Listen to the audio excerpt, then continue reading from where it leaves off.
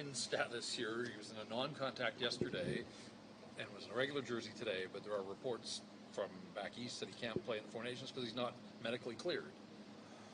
There you go. You got no. Yeah, I think today we did a little bit more. He was in. He didn't have the red jersey on, so he participated in the contact, and he pretty much finished all the drills. And I think he looked good, and he challenged himself. And they're going through that process. They always do of the medical team, and to see when he's going to be ready to play. You must feel for him in a sense. You've represented your country. You probably know how badly Quinn wanted to play, if it was possible. Yeah, for sure. I mean, it's tough when you want, like you said, you want to represent your country, but there's a big picture there too, and he's still young in his career. And I'm sure whether he goes or not, or when he does get cleared, whether it's this time or there'll probably be another time. He's a young player, and there's hopefully one day he can represent for his country. A lot for the Olympics. I would say he's probably going to make that team. Can we go back a second? So, who provides the clearance for him to go from a non-contact jersey to practicing like he did today, and then getting the message from Boston saying that he's not medically cleared? Well, I think our medical staff, starting with our the therapists that work with him day to day, probably report back to the doctor and the doctors, and they walk through a protocol to protect him, protect our team long run as well, right? The Vancouver Canucks, there's a back-to-back coming up for us as well, and we don't share. We'll find out as coaches when they do the protocol, which is in place to protect the player when you think about it, right? And then the team as well, and they'll go through the process they always do, and we'll find out hopefully more and more every day that goes by when he's ready. So obviously there's a difference in between cleared for contact and practice and cleared for games. Yeah, for sure. They're going to go have their discussion and see how he feels in the morning, and we'll move forward. Tomorrow we're not going to be on the ice as a team, so we're going to be doing a workout and coming in for some, video and stuff like that. But so that's what we're getting after tomorrow. Everything's tracking for him to play Saturday then? Like, that's still the hope?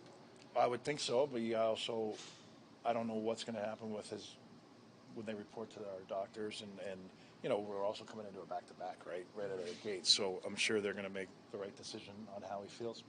What have the conversations been like with Talkett? Have you told him, I've got things here, just focus on it?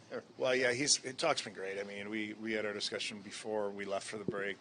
We've talked when he was, during this tournament, and then, we had a good meeting yesterday as a group, coaching staff with him. So we know what he wants, what he likes, and we'll have another discussion today. But he's pretty busy too. So things are good. He's in good communication.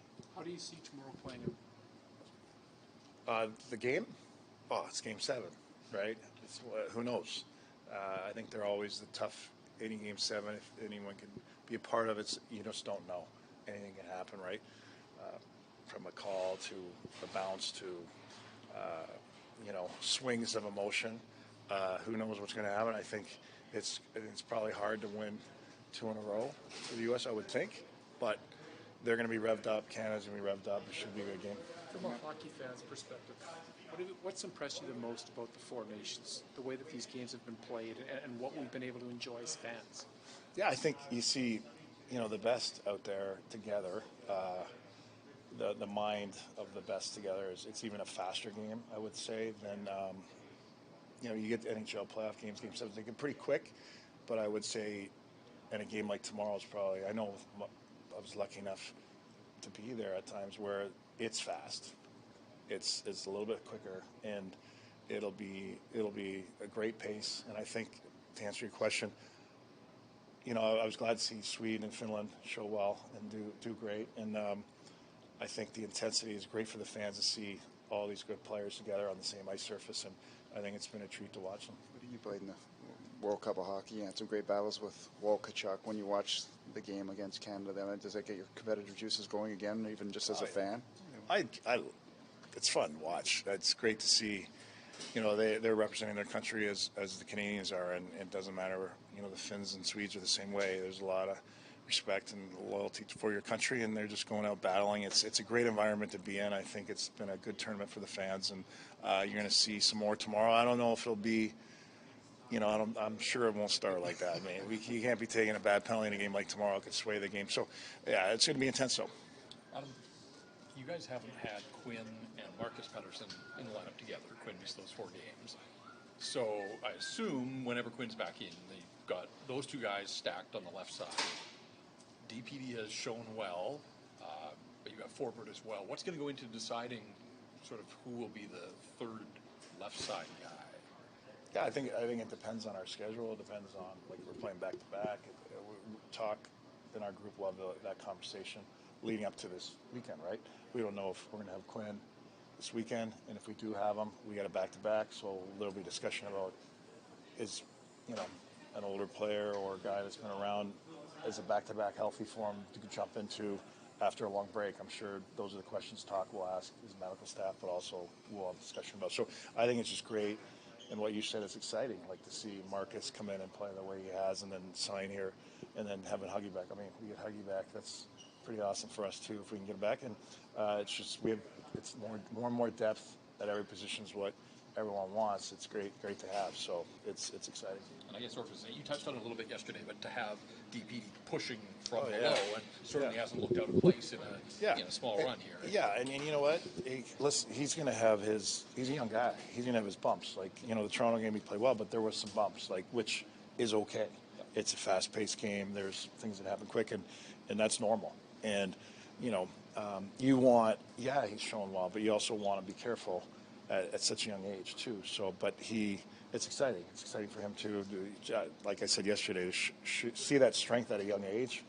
It's going to be exciting to see his power in even a couple more years. But I think, talking the organization will pace that the right way. So it's good to have the depth, though. Nobody in the market, it seems, really talks about Forbert. He's just kind of quietly goes about his business. But since he got back from injury and has sort of been a fairly steady, how do you assess what Derek's done for you guys? He's a veteran. He plays hard. He has really good reads on the penalty kill or against top lines, and if he can stay healthy, and you can really notice. We notice. I think our staff notices when he's out there. We probably spend less time in our end. He can close plays, and he's a big body, and he brings that presence as far as other teams.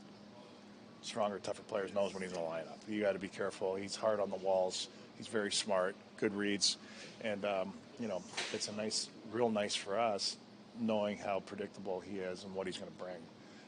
And he's shown well when he's healthy. DPD, curious because he's still so young and he's in a stage where he's learning so much at this point right now. What do you like about working with him? We saw before practice, he spent some time with him.